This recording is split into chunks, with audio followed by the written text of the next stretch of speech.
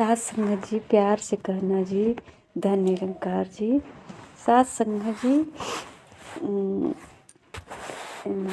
बाबा हरदेव जी का एक हरदेव बाड़ी का पद है। जीवन के है दो किनारे, एक जन्म है एक मरण है। जो जन्मा है वो मरता है, धनवंता है या निर्धन है। सात संगत जी, ये जो जीवन मिला है, मानव जीवन जो मिला है, ये सात संगत जी दो किनारा है। तो सात संगत जी, जो बीच का जो जीवन है, जन्म और मृत्यु के बीच का जो जीवन है, सात संगत जी इसको ही संवारने की बात कहते हैं महापुरुष। कि मरना तो इसे है, जो जन्मा है ये तो मरेगा, चाहे अमीर हो या गरीब हो। पर कहते हैं कि जो बीच का जीवन है उसको संवारना है। जन्म मरण के बीच का जीवन निर्मल धारा बन जाए, आप बने शीतल, औरों को शीतलता ही दे पाए। सात संगत जी, सतगुरु की यही सिखलाई है। सात संगत जी, दासी यही चाहती है कि सब लोग सतगुरु के चरणों में आकर के अपने बीच का जो जीवन है ना, उसे संभाल लें। यही भवसागर है सात संगत जी। भवसागर कोई नदी वदी नहीं है, हम जो अपना महसूस किया है वो बता रहे हैं कि हमें तो लगता है कोई नदी पोखरा नहीं है। सात संगत जी, यही है जो बीच का जो जीवन है। अगर हम इसे कड़वाहट में बिता दें, इसे लड़ाई तकरार में, बैर विरोध में बिता देंगे, तो सात संगत जी अब तो कहते ही लोग हैं कि जीवन नरक हो गया, तो ये नरक के समान तो हो ही जाएगा। सात संगत जी, अगर हम इसको शीतलता पूर्वक बिताएं, यानी कि मतलब खुशबूदार जीवन बने या शीतलता शांति पूर्वक जीवन, तो सात संगत जी हमें अगर जहाँ भी रहते हैं वहाँ का माहौल शीतल रहे, तो स्वयं को शीतल करना पड़ता है। सात संगत जी, अक्सर जो है विचार जब समागम विश्व का समागम होता है, तो बाबा जी लास्ट में सबको विदाई करते समय कहते हैं ना स्टेज से कि आप यहाँ जो 3 दिन का 4 दिन का प्रोग्राम किया, सत्संग किया, आनंद लिया, जिस तौर तरीके से आपने बैठ करके और मतलब कहीं लाइन लगा कर लंगर किया, कहीं लाइन लगा कर के शौचालय गया, कहीं लाइन लगा कर नमस्कार किया, जितनी शांति सलीनता से यहाँ विचरण किया, तो कहते हैं ना कि इसी प्रकार इसी तरह शांति सलीनता से जहाँ भी रहना, अपना जीवन व्यतीत करना, ये जीवन बिल्कुल जो है शीतल और स्वर्गमयी हो जाएगा। हर समय स्वर्ग महसूस होगा। स्वर्ग तो स्वर्ग क्या है? स्वर्ग अगर हम आनंदित हैं, खुश हैं हर पल, तो स्वर्ग जैसा महसूस होगा। बहुत अच्छा।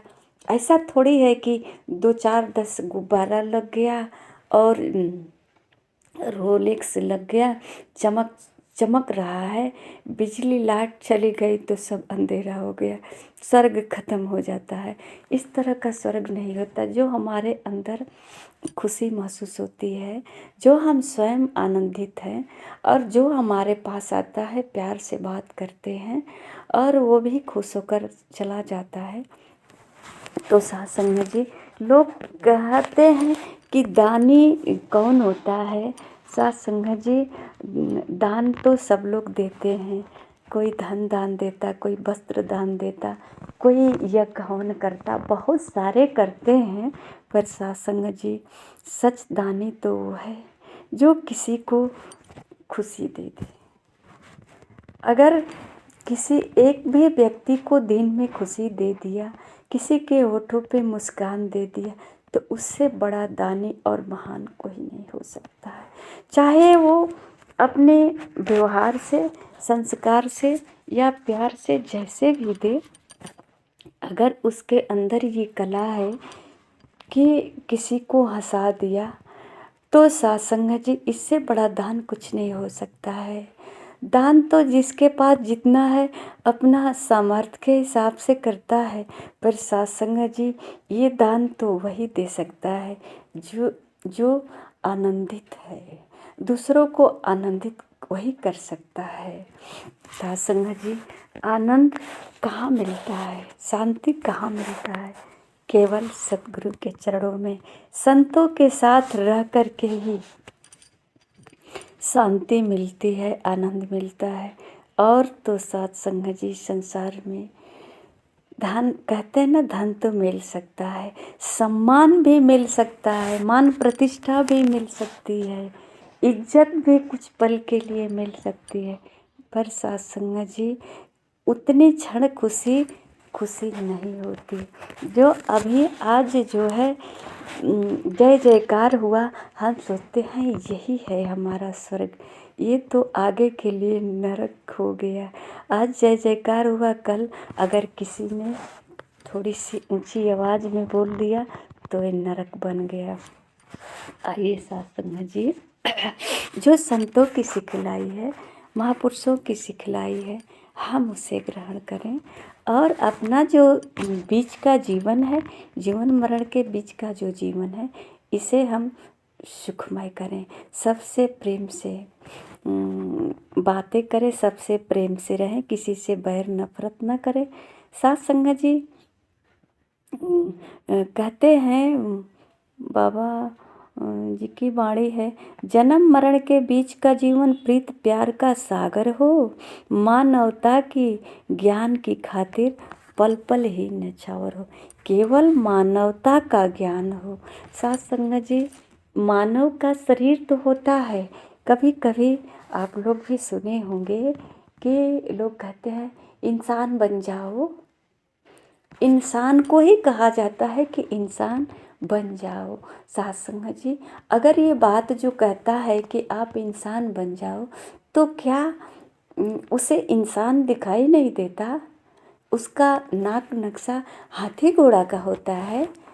तो सत्संग जी इंसान तो होता है, इंसान का नाक नक्शा तो सब कुछ होता है, पर सत्संग जी उसका जो व्यवहार होता है, गुण जो होना चाहिए इंसान वाला, वो नहीं होता है, इंसानी गुण नहीं होता है। इसलिए कहा जाता है कि इंसान बन जाओ। सत्संग जी जो महापुरुषों के संग रहते हैं ना, उसके अंदर इंसानी गुण कुट कुट कर भरा होता है। और सत्संग जी इसीलिए इंसान संतों का संग करना जरूरी है, संगत करना जरूरी है। ये हमारे लिए मतलब मानव जीवन के लिए बहुत महत्वपूर्ण है सत्संग जी। सत्संग जी अगर मानव जीवन के लिए महत्वपूर्ण नहीं होता तो सत्संग जी सत्संग तो बैठ कर के घोड़े गधे भी सुन लेते, नहीं सुनते ना, कुत्ते बिल्ली नहीं सुनते ना, कोई नहीं सुनता, उसको बैठने भी लोग नहीं देते, भगा देते हैं सत्संग से। तो सत्संग जी एक मानव आता है तो उसको आदरपूर्वक कुर्सी दिया जाता है, इशारा किया जाता है कि टाट पे आराम से बैठ जाओ, क्योंकि ये इंसानी जामे में है, इसे सोचने समझने की शक्ति है, ये सत्संग बैठकर सुन सकता है, समझ सकता है।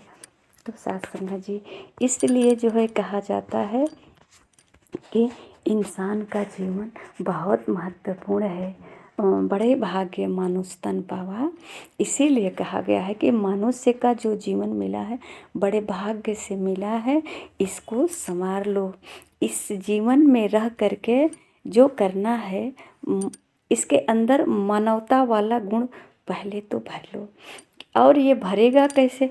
संतों के संग से ही भरेगा। संत ही हैं एक जो मानवता का गुण भर सकते हैं, क्योंकि ये मानवता वाले हैं, इनके अंदर केवल मानवता ही होता है, सहनशीलता होता है, प्यार होता है, नम्रता होता है, और यही तो ये छिड़कते हैं सब पर।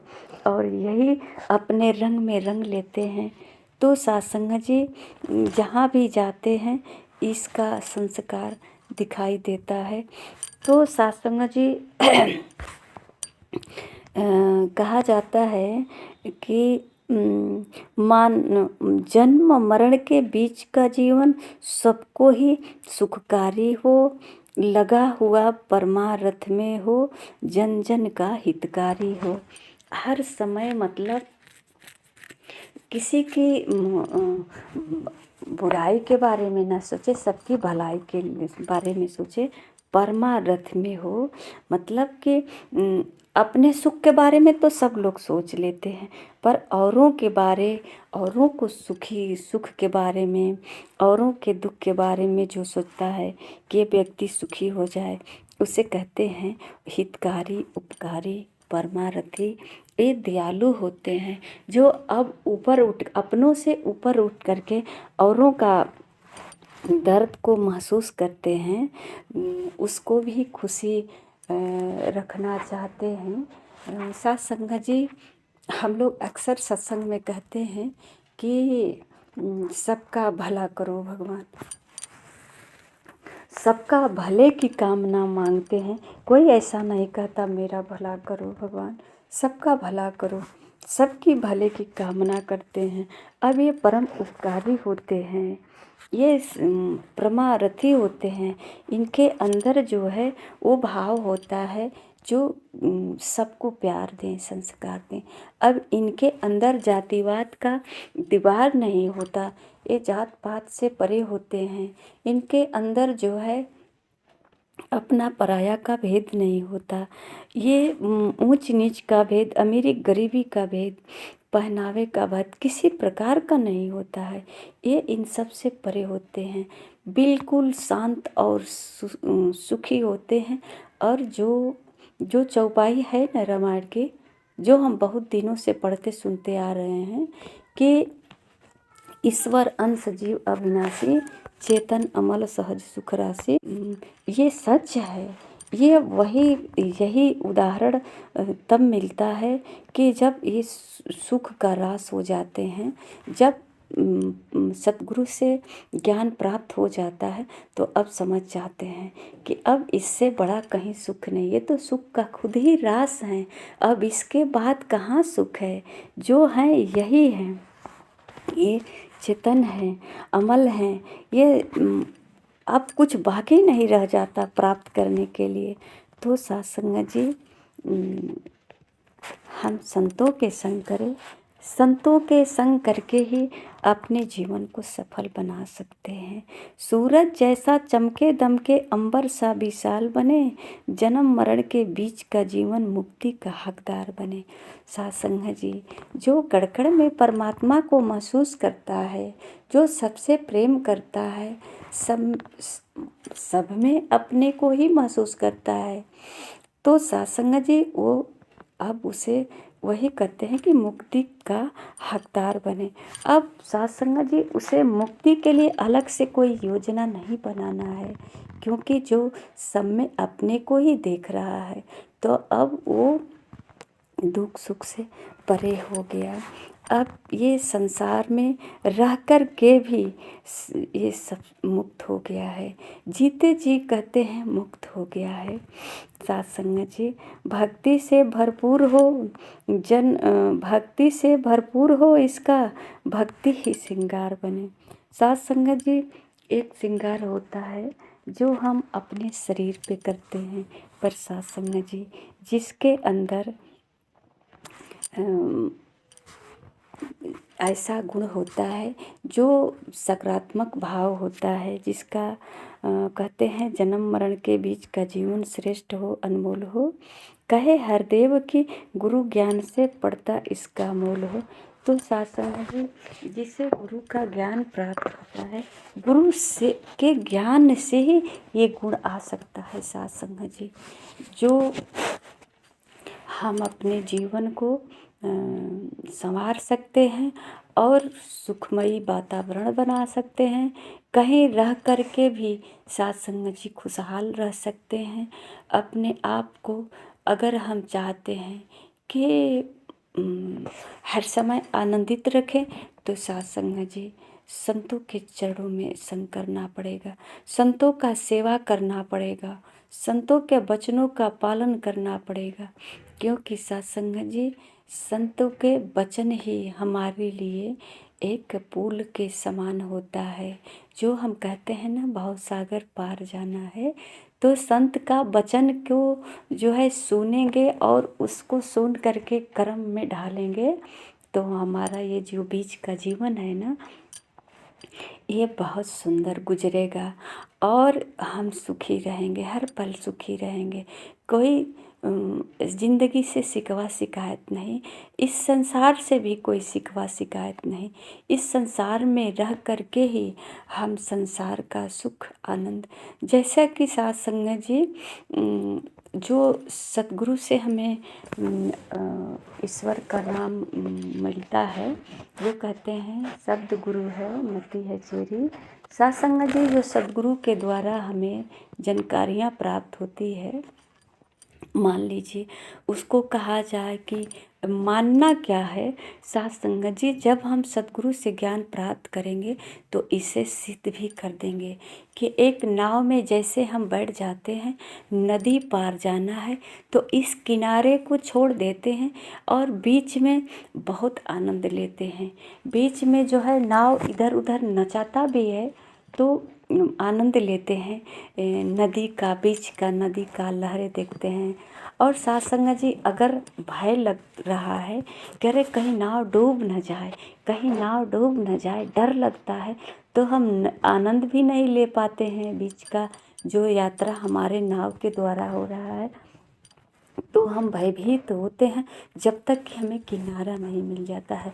पूरे नाव यात्रा में हमारा बीच का जो होता है, ये भयभीत से ही हमेशा काँपे हैं, ठिठुरे हुए हैं कि कहीं नाव डूब न जाए। और साथ संगत जी जिसको विश्वास होता है कि नाव डूबेगी नहीं, आराम से बैठ कर के नदी में लहरें गिनता है, आनंद लेता है और किनारा क्षण में आ जाता है। उसी प्रकार साथ संगत जी जो सतगुरु के द्वारा अपने आप की पहचान कर लेता है, उसका बीच का जो जीवन होता है साथ संगत जी, ये आनंद पूर्वक इसलिए गुजरता है कि जो हम कहते हैं नज़र बदलो नज़ारा बदल जाएगा। जिस संसार से हमें शिकवा शिकायत होता है वो शिकवा शिकायत नहीं रहेगा, क्योंकि ये संसार परमात्मा का बनाया हुआ है और सत्य असत्य दोनों से बना है। पर ये हमारा नज़र तो सत्य असत्य से परे है। इसमें तो हम केवल देख सकते हैं, जैसे कि एक फिल्म देख करके हम आनंद लेते हैं, नाटक देख करके, तो उसमें साथ संगत जी एक हीरो होता है, एक गुंडा होता है। उसी प्रकार ये संसार में भी हम आनंद केवल देखते रहें और आनंद लेते रहे संसार का। पर ऐसी दशा तो तब होगी जब हमें सतगुरु से ज्ञान प्राप्त होगा, जब सतगुरु हमारे जीवन में आएंगे। साथ संगत जी वैसे हर मानव को एक तत्वदर्शी गुरु के चरणों में जाना चाहिए और अपने तत्व रूप से पहचान करना चाहिए। आत्म तत्व का पहचान करना ही मानव जीवन का लक्ष्य है। साथ संगत जी प्यार से कहना जी, धन्य निरंकार जी।